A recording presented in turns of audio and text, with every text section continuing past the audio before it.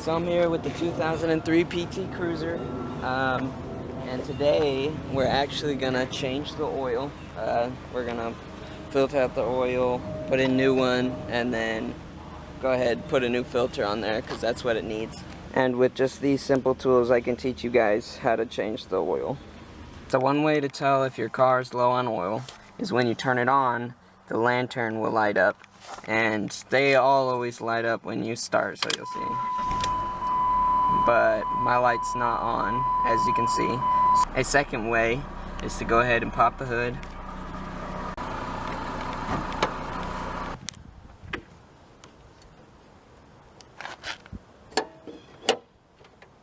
And you can go ahead and check the engine oil.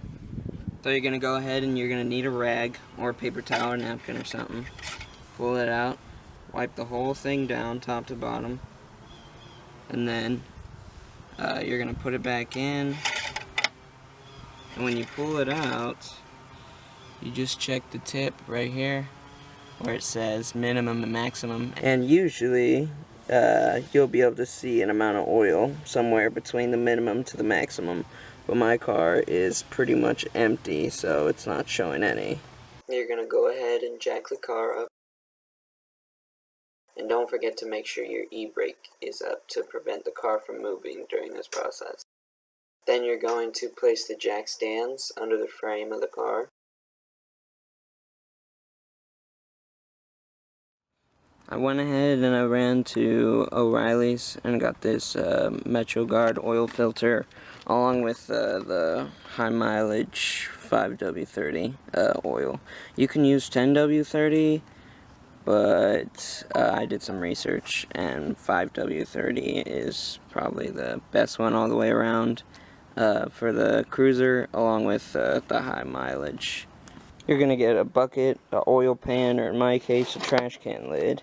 And then from under the car, you're going to locate where the screw is that you're going to undo to drain the oil, which is right here, right next to the filter. Go ahead and drag the oil pan or lid or whatever you're using directly under and a little forward, because when you unscrew it, it's going to spew out forward, so you want to make sure you're ready for that. Then you're going to go ahead and get the 18mm socket or the 11/16. Go ahead and slap it on there and break it loose.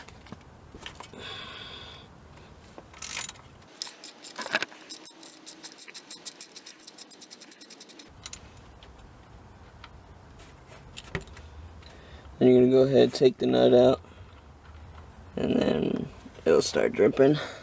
Leave it for about 10-15 minutes and it'll fully drain.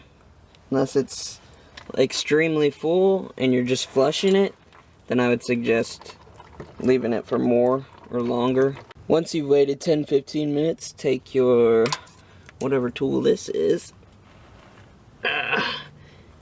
rotate it left. Make sure you have a bucket right under it, because oil's gonna spill out whatever's left.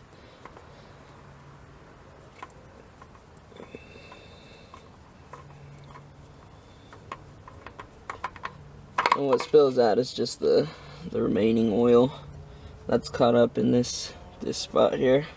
Go ahead, take out your new oil filter, and then make sure that you take the new oil, dip your finger in it, and coat this little rubber piece right here with oil before you put it back on.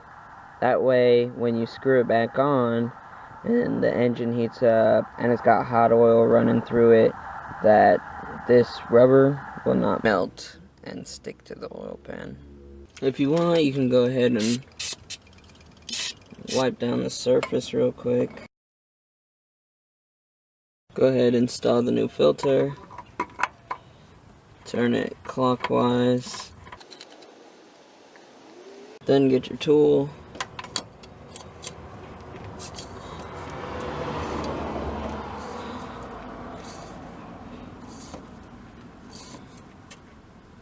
You don't need it insanely tight, but I'd go ahead and make sure it's on there pretty good.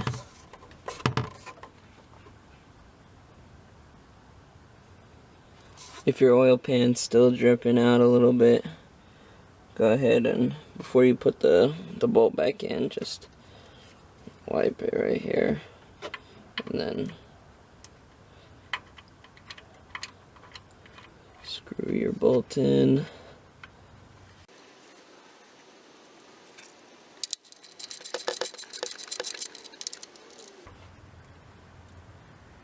You want to make sure and torque it down pretty tight, just so no grease comes out the corners.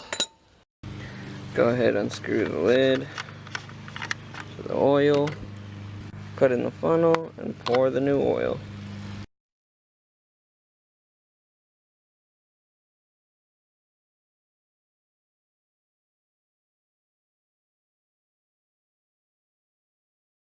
And then put the lid back on and tighten until you hear the click. Now, as you can see, it's not only a lot cleaner,